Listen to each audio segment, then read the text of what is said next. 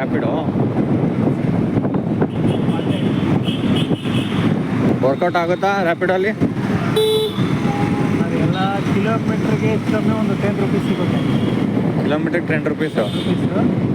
And pickup ಬರುತ್ತಲ್ವಾ, ಹಾಂ. ಎರಡು ಮೂರು ಗಂಟೆಗೆ ಅದೇನು ಸಿಗಲ್ಲ.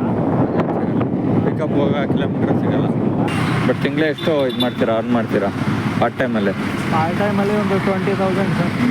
20,000 ಪರ್ ಮಂತು. 97 ರೂಪೀಸ್. 97 ರೂಪೀಸ್ ನಿಮಗೆ ಬಂದಿದೆ. ಎಷ್ಟು? 104 ರೂಪಾಯಿ ರೈಡ್ಗೆ. ಹಂಗೆ ಬರೀ ಟ್ಯಾಕ್ಸ್ ಮಾತ್ರ ಹೋಗಿದೆ ಅಷ್ಟೇ.